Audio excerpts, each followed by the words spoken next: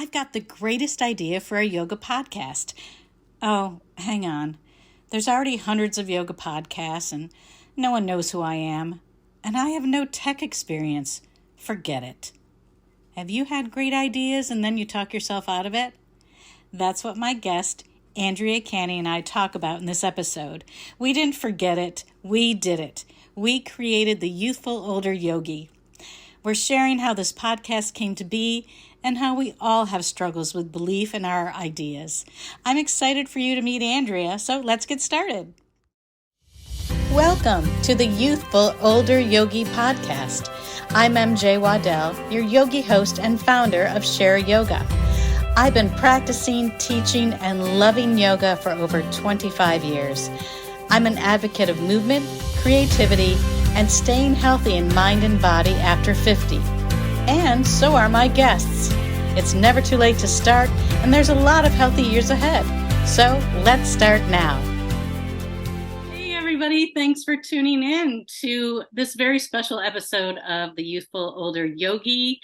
I'm MJ Waddell, and with me today is Andrea Canny.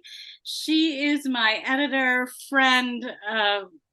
I have so many adjectives for Andrea, but this is the end of the year episode for the Youthful Older Yogi. We actually started this podcast, I think, in August, so it's really a half a year, but it's end of year. We wanted to come on and share our thoughts with how it's going so far, and most of all, I wanted you to meet Andrea because Andrea's been so instrumental in helping me create this podcast and keeping me on an even keel with all the technology. She's taught me numerous things about technology. She still is. And so today, meet Andrea Canny. Andrea, thanks for being on. Hi. I'm happy to be here. Good. So this is a little brief history of Andrea and I.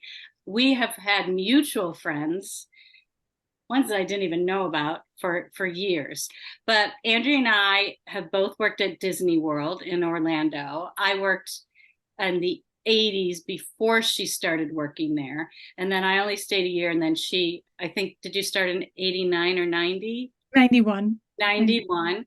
And then so she became friends with a lot of my friends that I had worked with there. And now I moved to the Orlando area in 2019.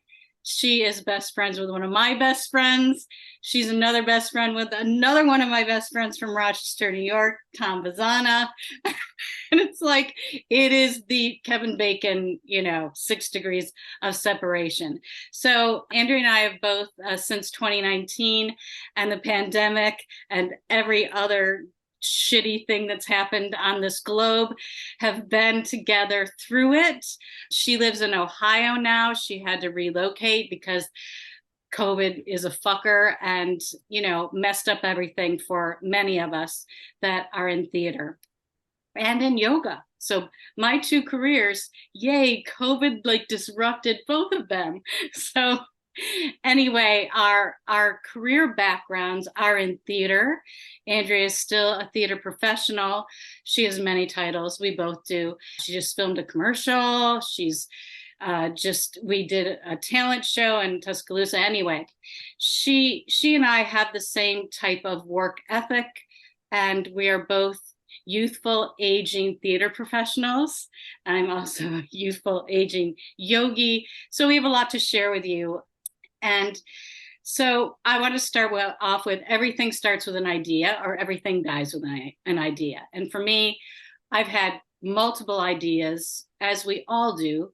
And I call what happens to me the minute I have an idea is that the little murderers appear. The murderers. You probably are familiar with all the murderers. So for mine, there's many, but my major one is like, oh, it's already been done. Number 2 is, what if I fail?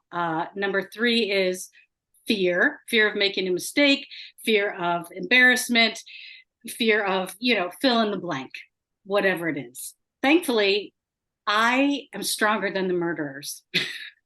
And I have not let them overtake me. I had this idea for not really a podcast, but my online yoga business.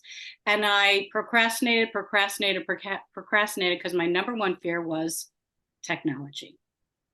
That was the biggest murderer.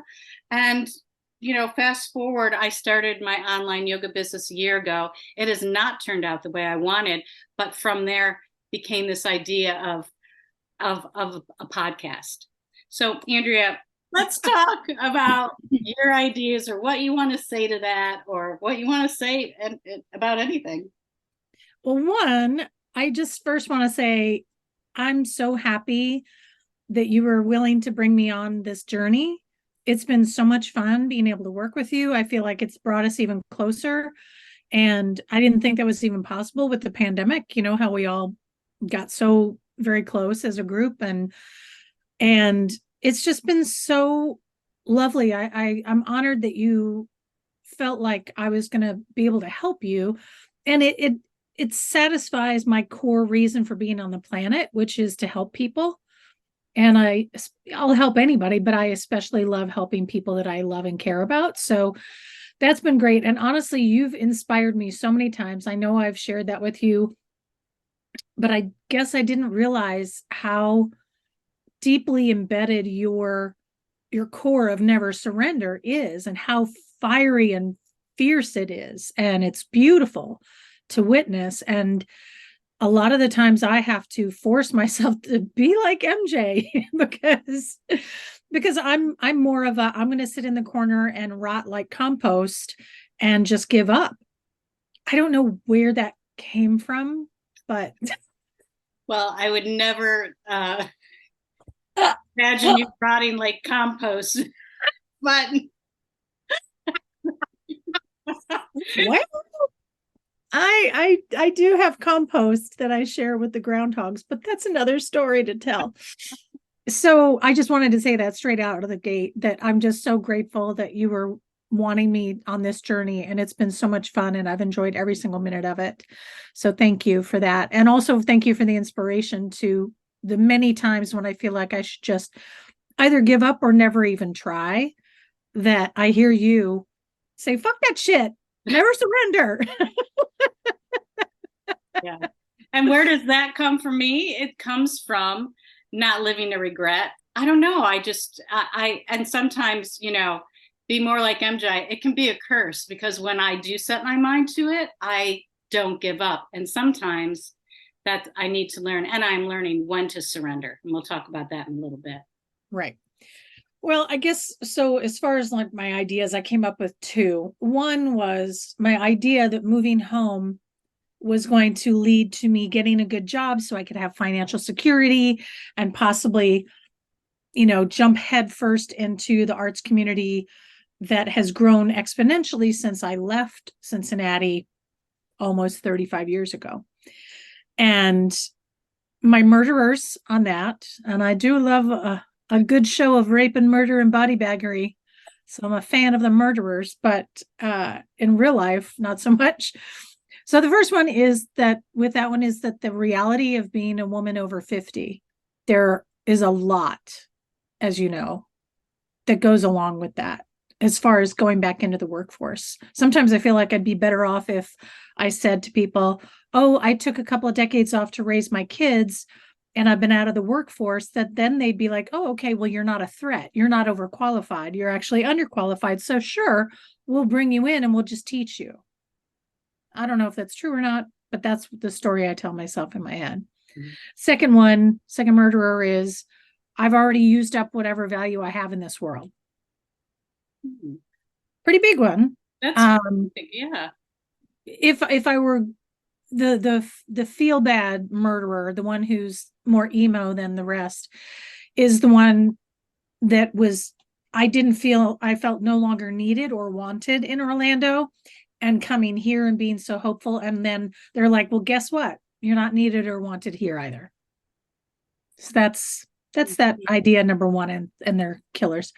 The second one is, I have this fantastical idea that I have absolutely no idea how I would make it happen, but I would love to make it happen, because where I'm living is back on the family land, which is on 2.5 acres of land, small house. But my dad used to be a humongous gardener. He was a systems analyst by trade, but he was an Iowa/Wisconsin boy through and through. He was always gardening. We always had fresh produce. We always had to go out and help with the garden. At the time, we hated it because we were kids, but I'm so glad that I was raised with fresh produce, with compost, with sustainability, with reduce, recycle, reuse before it became a cool thing. And the reality of this land is the land across the street that when I was growing up used to be a cow pasture. It was a farm. And when that sold, now it's a neighborhood. It's a total neighborhood. Dan, our mutual friend, who I literally grew up that cow pasture away from each other, we would be able to drive to each other's homes now because there's a neighborhood. Same thing behind us. The family that lived there, they had a fish farm and they had their own wicker furniture business. And when that father died, they sold it. And now it's apartments. So in between is our 2.5 acres of beautiful land that's home to deer, coyote, fox, groundhogs, raccoons, chipmunks, red-tailed hawks, you name it, we've got it. And it's so beautiful and I love it. And I really would hate to see this parcel of land when my mother passes away. That's the plan, sell the house, split it between the 5 kids. I would hate to see it go to a developer and lose the beauty of sustainability here. So I have this grandiose idea that some magical way I will be able to purchase the land and, give out the parcels to, of money to my siblings as it would have been, when it's sold, and then create a place here where it's all about sustainability, education, and service. So where we would bring in groups of people, children from underserved areas of town that are food deserts, and teach them from planting the seed to harvesting and to cooking and everything that goes into creating a sustainable environment for yourself so that you can nourish yourself, and how wonderful it can make you feel when you're, digging in the dirt, digging up potatoes. That was my favorite thing to do when we were harvesting, but to actually provide for yourself as well. And then to educate as well, and to be of service for the community, because that's how I was raised. And I think that would be a better use of this land than, apartments or townhouses. Who the hell cares about those? I know people need a place to live, but please, so do the deer. So that's the big fat idea. And the murderers on that is I don't even have a job, let alone a way, financial stability to make that a possibility to purchase the home. 2, that God forbid my family in some way, shape, or form might fight me about this, and then we'll just lose the house, the property to developers. And then 3, the big one is the fear of success, because that's been deeply ingrained as a family philosophy in my family. And that, successful people are bad, they're selfish, they're greedy. So that's the big fat murderer.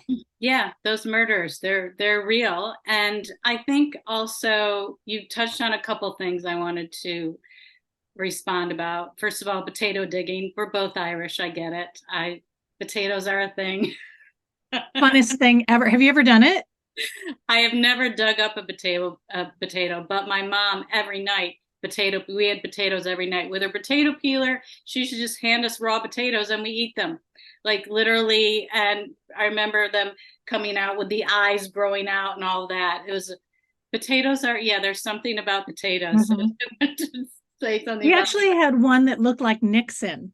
Because when you're digging them up yourself, because when you go to the grocery store, you get all the pretty ones, right? Yeah, right. But when we dig them out, we had one that looked like Nixon, and I thought that was the funniest, the most magical thing on the planet. Yeah, I think my brother told me that our uncle had a potato patch in his backyard, and that's where we got our potatoes, but I did not remember that.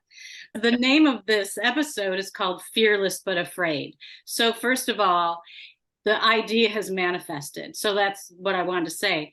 Ideas can be born and die immediately because of these thoughts that we think, and we don't know. We have no idea. And so that's the reason of the title for this is Fearless But Afraid, because everything that I have, every idea that I have sought or, gone for, I've been scared shitless. Everything, every single thing, every single time. And most all of my ideas or my thoughts have come to fruition because I put the action into them, and then I got past the fear. It's starting. The biggest fear is starting. That's why with this podcast and starting my online, the technology, huge, huge, huge, huge thing. But also you have the idea and you're putting it out into the universe. So that's really the first step. And I think it's wonderful. And also the other thing about my platform is it's never too late. So even though we are women of an older age, you're in your 50s, I'm in my 60s, and our careers look different, our lives look different. Speaking for myself, I never thought I'd be single, alone, doing this alone. I don't know what the future brings for that, but that is not how I envisioned my life at this age. And also, it is really an eye-opening experience to learn technology and to learn the power of it instead of to be afraid of it. And I know, and you know very well, but you have technology experience because your dad worked, IBM. So what do you? AT&T. AT&T. And so you've been exposed to technology your entire life. For someone like me that only knew how to answer an email or get onto iTunes, and in our career we never had to do anything digitally. We showed up with a hard copy picture resume and you're in front of someone, but it's completely different. So I'm so glad now. I'm still afraid of technology, not as much, because I'm just like, you didn't murder me. Screw you. So I'm not dead yet. that's right. But also my yoga platform, same thing. It's never too late to start yoga, no matter what decade of life you're in, or anything of a modality or a discipline of movement. So we can stay vital and we can stay active and vibrant in later years, because I don't know about you, but I have a lot of things I need to do before the Lord takes me. And I've always been, I'm a mover. As you can tell, I haven't stopped. Mm-hmm. It's hard for me to sit still. But let me toot your horn again. You may be afraid, but you are so fearless when you're like, fuck it, I'm going to do a tutorial. I'm going to research that. You put it in your notebook of things to do. It goes on your to-do list. And then you freaking get out of bed and you do it and you make it happen. And that's no small feat. That's a lot. Thank you. It is a lot. A lot of days, I don't want to get out of bed and do it. I'm right there with you, sister. Can anyone listening relate to that? There are almost more mornings than not where I'm like, oh. And I think why that is, because yoga's all about self-inquiry. And I think why it is I'm so resistant and have that feeling when I wake up instead of like, oh, is because I'm doing it alone. I mean, I'm doing it with you here, but I'm doing it alone. And it's hard when you have to be your own cheerleader. And I understand that's why and I live alone. We don't have children. We don't have significant others. We live alone. And I have to force myself to go out and be social. So I think that's the big reason. But I inevitably do get up and do it, because I know if I don't do it, I'll feel shame and regret and be so mad at myself. So the alternative is, and once I get started, I just forget how I felt when it all works out. But well, you're right. It's almost like we have to be our whole entire staff. We have to be our cheerleader, our drill sergeant, and our social butterfly, our social, our Julie, our cruise director. Yeah. We've got to, that's for you old people out there. Love boat. But yeah, and it gets exhausting. And for me as an extrovert, I didn't realize this until the pandemic, when we were not even seeing each other. We all, a lot of us lived in the same area. I looked up the definition of introvert and extrovert, and because I was wanting to know and understand why I was feeling so terrible, other than just, pandemic, was that I'm truly an extrovert in that I derive my energy from other people. So when I'm in a group of people, I can be on. I don't need to be the center of attention, but I'm gaining physical and emotional energy from the gathering of people. It's almost like I'm a leech, like gathering their energy so I can function at the way I'm supposed to function. Of course, I need my downtime. I'm also a highly sensitive person. I don't often put myself in situations that are filled with a lot of noise and too many people. You have to be everything for yourself. And when you're the kind of person like I am, and I'm living here by myself with my dog, I don't know what I would do if I didn't have my dog to take care of and be a reason to wake up. Yeah, it's a challenge, but we are screwing those murderers too. So Screw you. that's right. I'm going to move on. When you have an idea, this applies to anyone. I know this is a yoga podcast, but it applies to everyone. So if you're a yoga teacher or a student, or you're a theater professional or a student, or you're a mom or a divorce, whatever you are, right? It's if you have an idea, I just want to recommend a great book. It's The Magic. Who's the woman that Sarah Gilbert? Big Magic. Big Magic, right? It's right up there.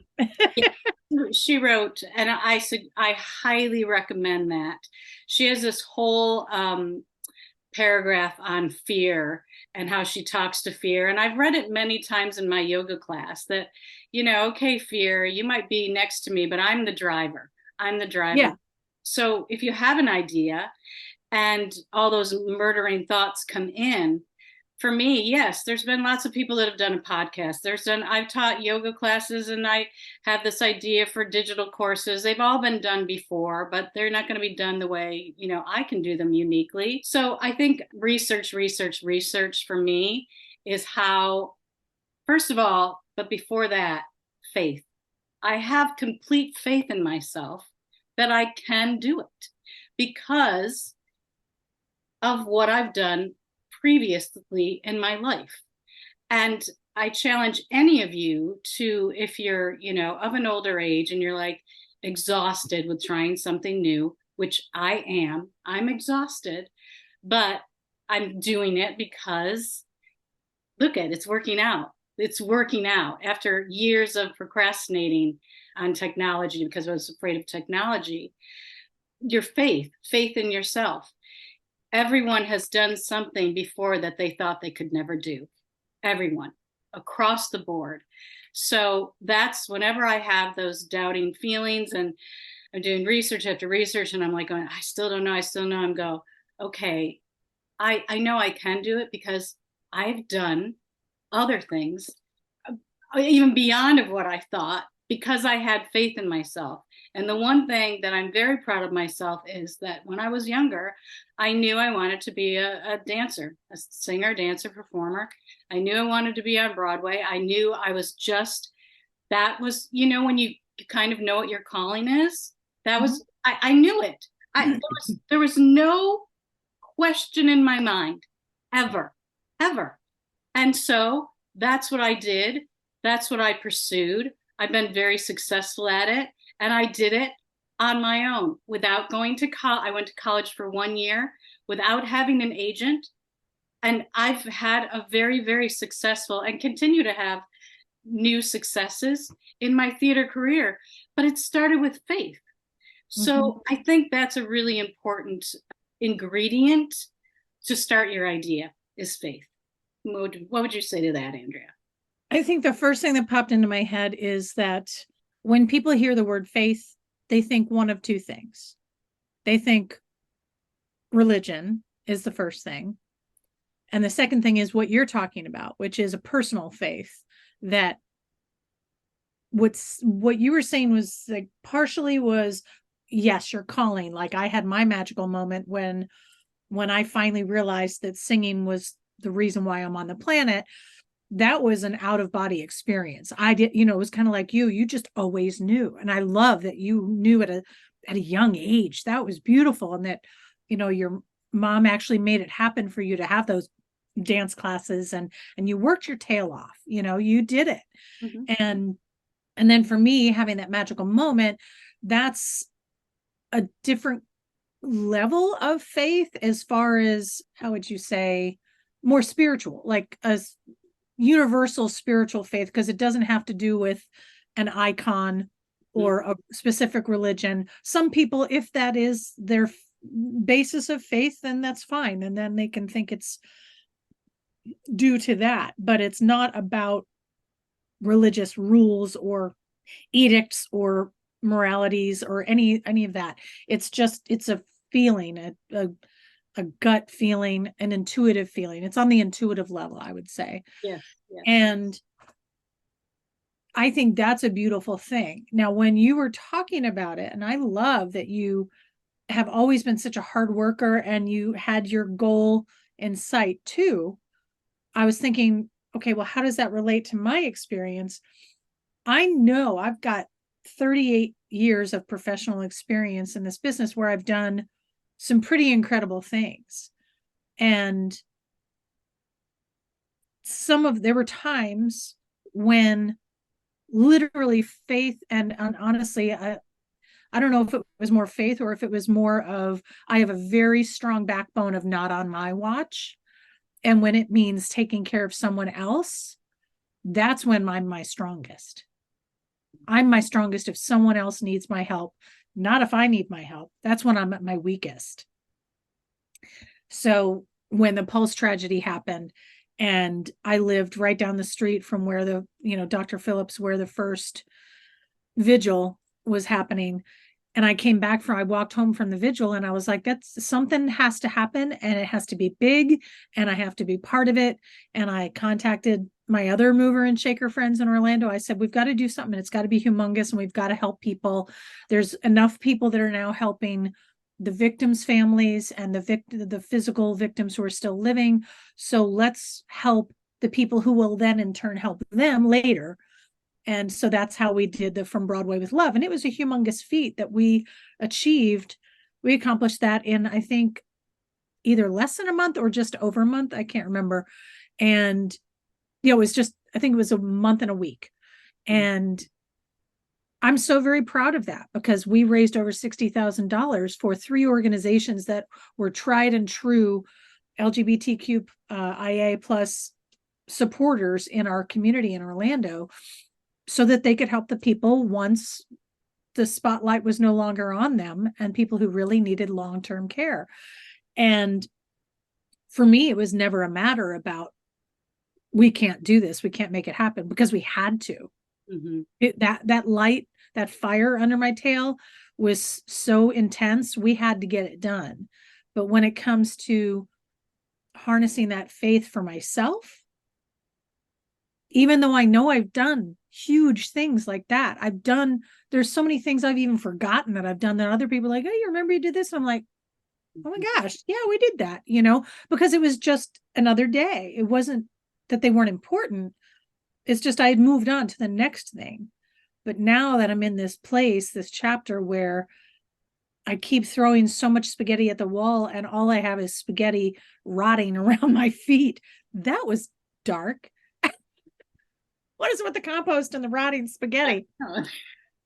But, I'm really getting tired of throwing the spaghetti and having none of it stick, or hardly any of it stick, And so mix that with, it's not a faith for me to have for somebody else, to lift somebody else.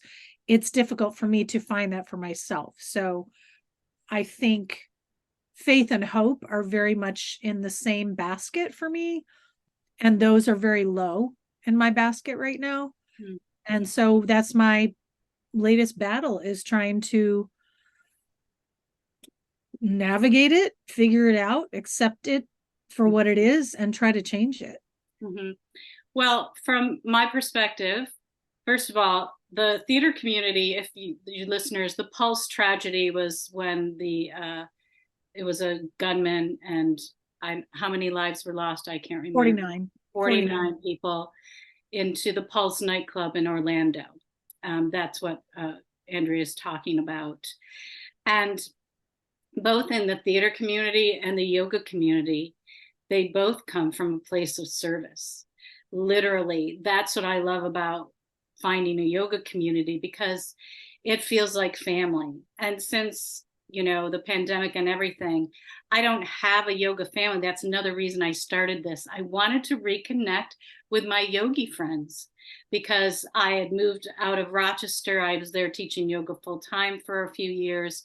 And then I came down to here in Florida. I was teaching for a full year and then was set to go on a ship, and pandemic anyway. But the two communities, theater and yoga, both come from this place of service. And healing. And healing, exactly. And that's why I call my mat Dr. Matt.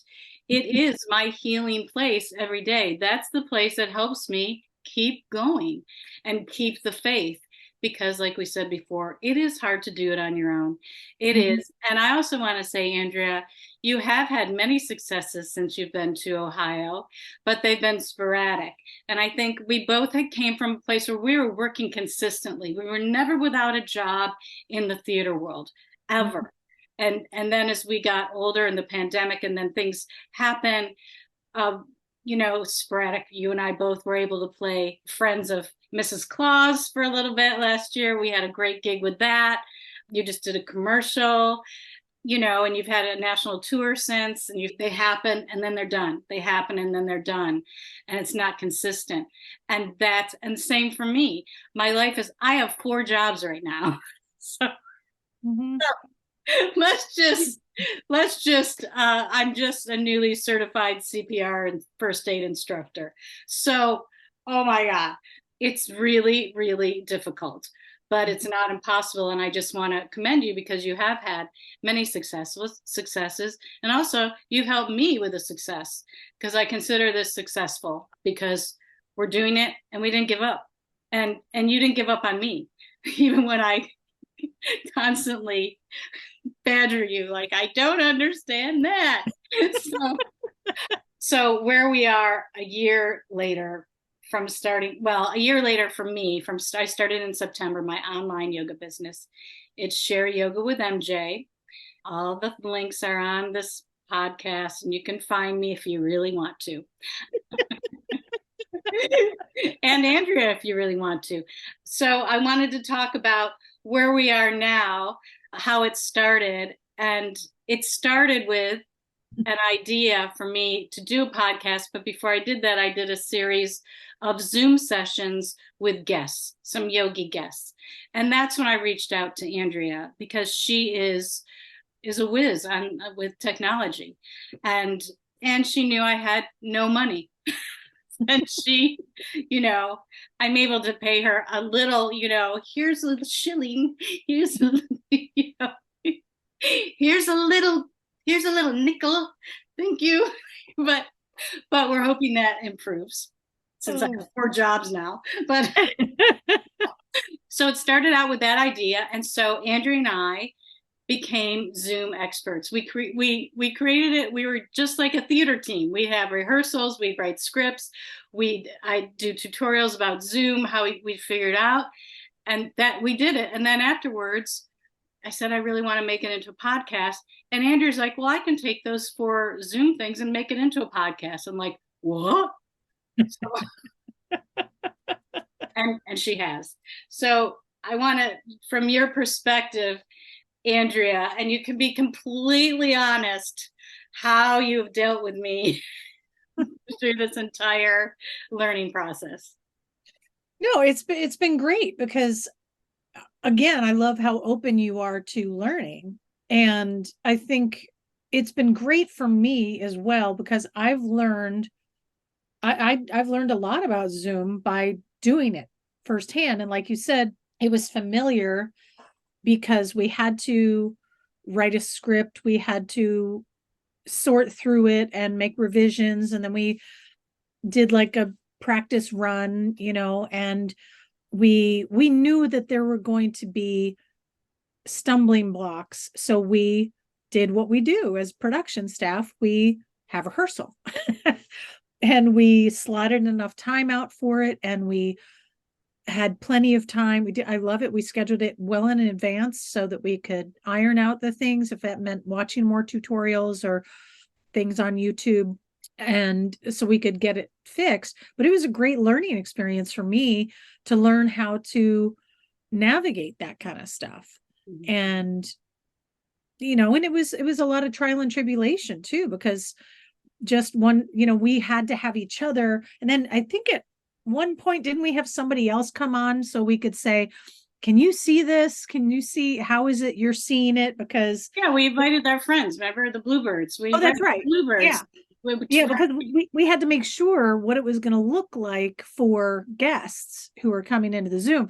So that it was great. That stuff was so seamless, and I love that. I also applaud you that it was really nice because in the very beginning I was like, this would be a great podcast, but I didn't say anything because I had learned we've learned different things about each other's personalities that, and you may or may not agree with me, but we learn what we can and cannot say or should not say in order to, sometimes it's like, no, you really listen, you need to hear this today, or I'm just going to be sitting back and I'm just going to listen today. This is what you can handle right now. Okay, these are the steps. Okay, that's too much. All right, let's dial it back. That we've been really good with navigating that in our friendship and our working relationship, that at the time I thought she doesn't need that stress. That might not be what she wants. But the day that you said, I've decided I want this to be a podcast, I was like, what? Wait, what? I this is amazing. And luckily I've worked on podcasts before, created them and produced them. And so I was like, well, let's get to it. Let's do it. And it's been great. And I love that your expectation is realistic, that it's not to go out and make a ton of money, because the majority, like I've told you and other people before, 1%, no 1%. money. It's no Yeah, money. oh, absolutely no money. Money out of pocket, yeah. Right. But only 1% of podcasters profit from it. And those are typically people who were already famous prior to making their podcast. Mm-hmm. So once you accept that, then you can podcast for the sake of enjoying it and spreading knowledge or fun or entertainment, whatever it is your podcast is about. So I've been really proud of the whole process, that you've let it go step by step. You've done the work, you've done your research, you've really worked hard, you've kept your goal in mind. And I also, in being the person who edits the podcasts, it's really cool for me now that we've moved into the episodes that are not the original 3 sessions, because I was present for those. But now it's really nice for me to watch you reconnect with people from your yoga tribe. It's really, really nice. It's palpable, it's real, it's there. I can see it. And if I were just listening to it, I could also hear it.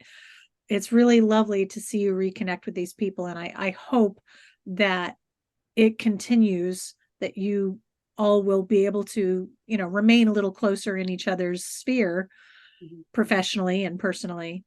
And you've honestly opened that up to me too, because I got my very first virtual assistant client because of one of your people, that you were so gracious in every episode to tell people, hey, if you have tech needs or this or that, just call Andrea. And she contacted me, and I'm so grateful. And we just wrapped up me creating her, helping guide her through finding branded colors, color palettes, created a logo for her in various formats, flyers for advertising, not newsletter, sign up sheet, and social media posts and various things like that. It was really, really fun.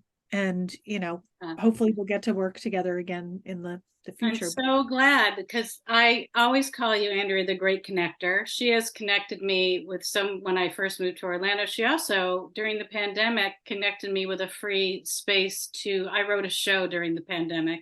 She's in it. It's It's amazing. But she It's hilarious. connected me with the space. She connected, and so I'm happy I can finally connect you with someone. Like, so it's full circle. I'm going to wrap this up and just with a couple, maybe one or two more things that I really wanted to touch on. The one big thing is, I was thinking about this today before we did this, was the desire for success.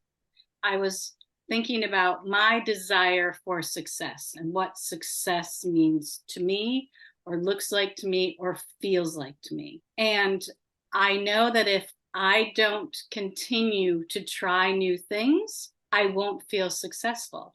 I don't know where it comes from. Maybe because most everything that I have put my mind to, and when I say put my mind to, I mean put action to, actually do it, not just think about it, not dream about it, because anybody can dream about, you can dream about something forever and it's never going to happen unless you put action behind it. So I think my desire for success, and thinking about this podcast, the Youthful Older Yogi, where it's going, because I'm already looking into the future, and you don't even know this, Andrea, but I've been doing some more research, and I got some new ideas for next season for 2024. And again, it's a slow burn. So I think the desire, and anything that I've been successful at, it doesn't happen like that. And I think that's the most frustrating thing for many people, because if they don't see some instantaneous feedback or something, they feel like it's not successful. To me, I think, I've been in theater. Nobody knows who I am. I'm never going to be famous person, but I feel I've been completely successful in the fields that I love and that I've put action into. And I think for me, that is success. And I think if you really think about what does success mean to you, of course, I wanted to have the, perfect marriage and home and all of that. I did temporarily, or so I thought. But now success, and it changes. So I'm grateful for you, Andrea, for this part, new chapter of success for me, which I consider success, and you're part of it. Mhm. I mean, I couldn't have done it without you. So do you have any thoughts about that? I'm grateful for you letting me be on this journey with you, because I do think you are a smashing success at it, because you've accomplished what you set out to do. And my views on success now, I think, are a lot different than they were when I was younger. I had a little bit more of the typical expectation. Like, my career started at Kings Island here in Cincinnati, a theme park, and the typical expected trajectory, if you wanted to become a professional, was you would work at Kings Island, you would get a show at the main theater inside, and that was a big deal because you would get your shoes without anybody having worn them a season prior. You got new shoes. That was exciting. And after that, then the trajectory was to do a cruise line for Jean and Ryan on Norwegian Cruise Lines. And then after that, the expectation was Broadway. So I did get into the inside show. I did get the shoes that were mine first. And I did do a cruise ship with Jean and Ryan, and came back to Kings Island. And then I didn't get Broadway, but I did get an international tour in Europe for a year, which was a smashing success, I thought. I got to do my opening show. Let me just say this. I got to do my what means something to me. Nobody else gives a crap about it. But I got to do my very first show, 42nd Street in Vienna, on the same stage that the Magic Flute debuted. Yeah. Come That's on. success. That you've made it. That was success. That was success. There are so many successes in my life that I will always deem a success. I think, I know as a child, as a very young child, but I'm glad my parents did raise me with a sense of faith. I feel like I was born with an innate sense of faith, but they, as kids, they were like, let's, create your own prayer before, so you can say it before you go to bed. And I love that my parents are both so creative that they let us do it ourselves. They didn't force us into anything. And so mine is the same as it was when I was a kid. I've just had to add a little bit onto it. But it was like, please forgive me for all my sins, help me to be a better person, and help me to help other people. That was what I came up with as a child. And as an adult in the last maybe 5 years, I've had to add and help me to learn how to love myself the way I love others, because that's a big life lesson. I know I'm still around because I haven't learned it yet. So I consider anything a success if, one, I help others, two, I do my best, and three, if it's sustainable. I think that's why I'm feeling such an enormous sense of, I don't want to say failure, but the lack of sustained success. Like you were saying, the spaghetti, it's been intermittent and it hasn't lasted all that long. I'm grateful for every single one of pieces of spaghetti that stuck for as long as it stuck. I'm so grateful. But the sustainability at this age is so stressful. I cannot even share the lack of, you get it. I do. I think this is important to share because the stability factor of life is paramount to mental well-being. And when you feel you have no stability, which has happened to you and it's happened to me, I still feel it, even though I have 4 jobs. There are little jobs here and there. And Yeah.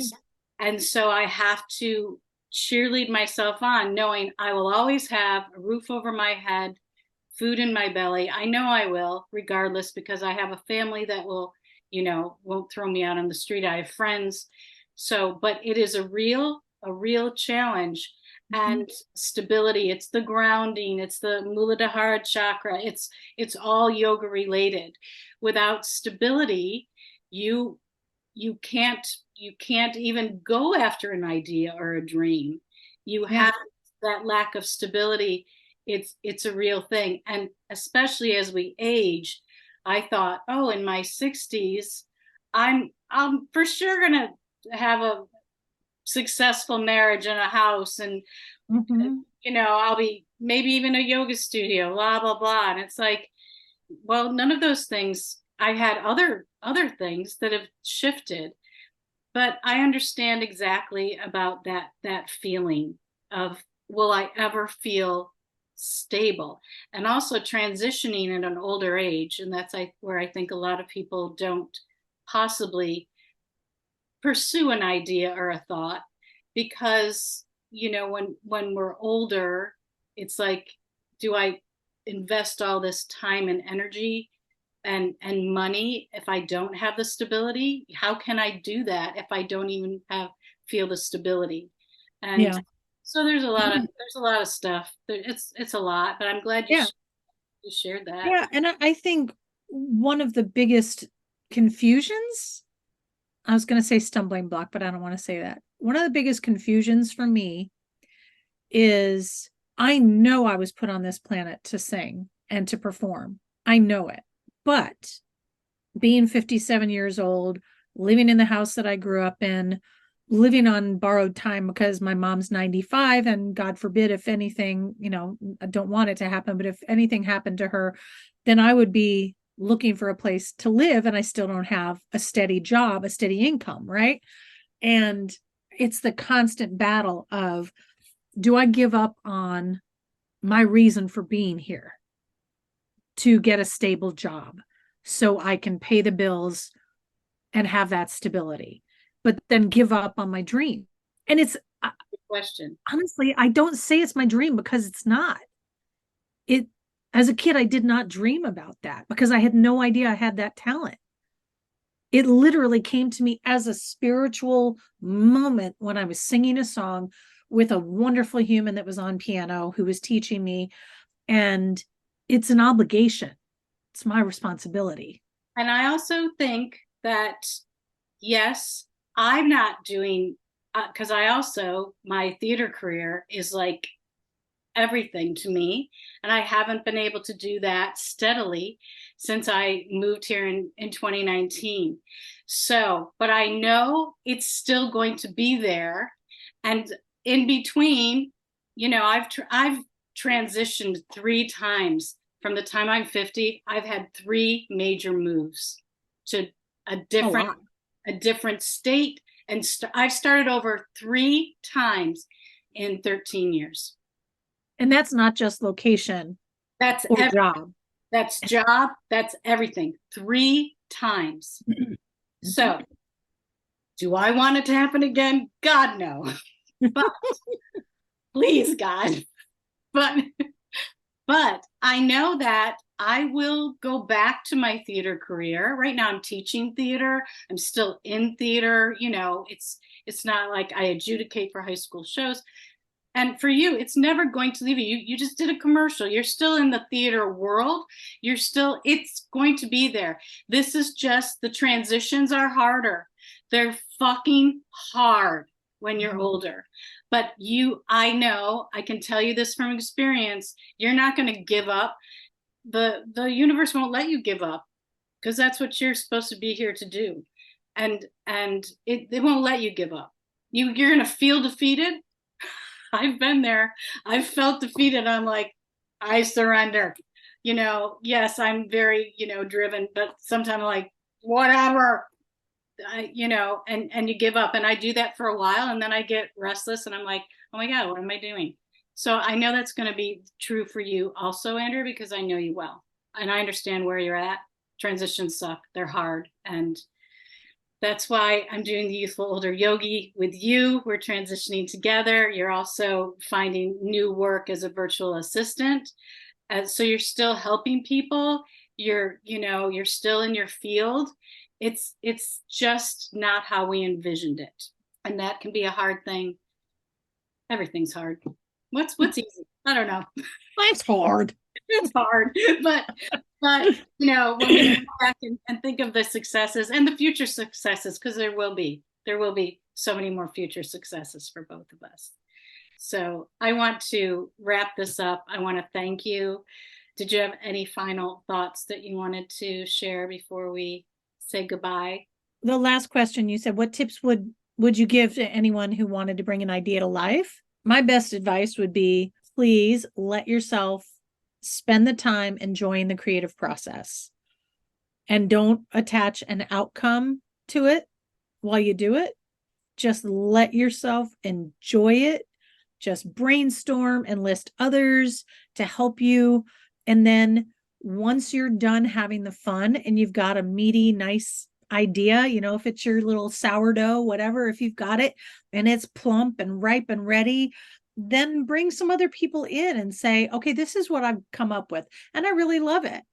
Now let's figure out how to make it a reality, and not be afraid to ask anybody to help, because I'm a fierce team player. I was never in sports when I was a kid as far as playing them, but I am a team player. I love brainstorming. I love being part of even if it's 2-person team like you and I. It's like we get so much more done. At least I personally, for myself, feel like I get more done if I've got someone else it's the extrovert. It's the banter, the lobby, or what do you call it? The volley. You can tell I'm not in sports. The volley of ideas back and forth, and what it turns out to be. I love that whole brainstorming process. I find it to be very enjoyable and liberating. And I would say there are a lot of people out there who are creatives who have been in a stable environment for a long time, but they feel trapped because they haven't allowed themselves to be creative.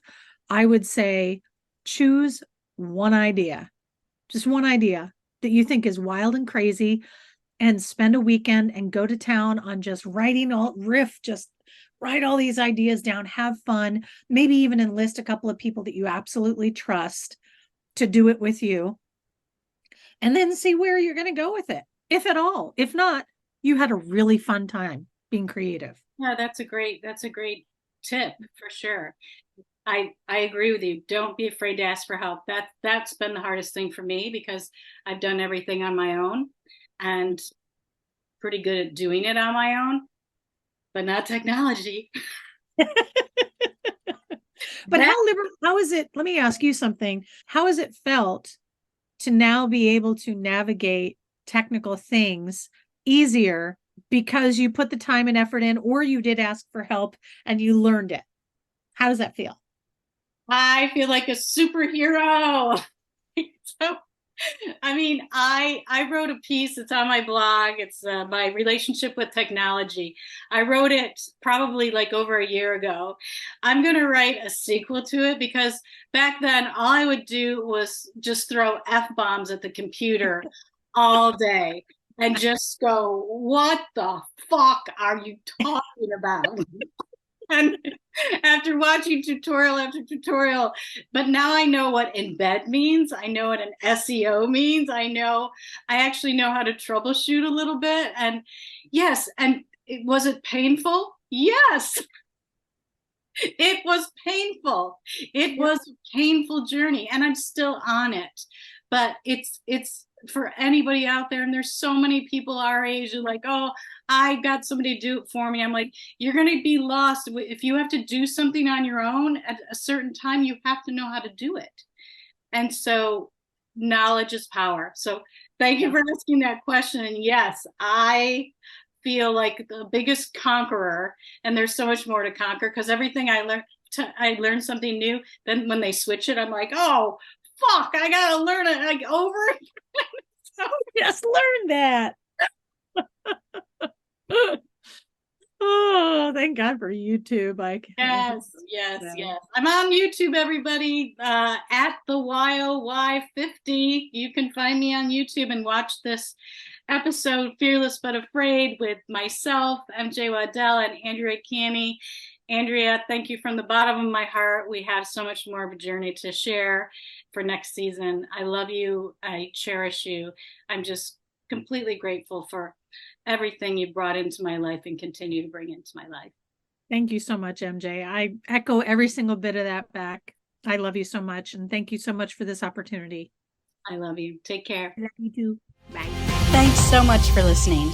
You can find me and subscribe for more youthful and healthy information on my website, shareyogawithmj.offeringtree.com. Or if you know how to navigate social media, find me on Facebook /Mary Jane Waddell. That's Jane with a Y, Jayne, and Instagram at Mary Jane Waddell. Remember, Jane with a Y.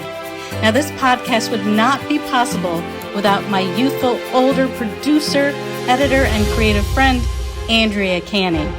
And you can find Andrea at Andrea Canny, that's CANNY.com. And of course, thanks to my generous guests who've shared their time and youthful wisdom. Remember, the Youthful Older Yogi podcast is presented solely for educational, inspirational, and entertainment purposes. It's not intended as a substitute for a physician or other qualified professionals. Okay, yogis, stay well and stay youthful.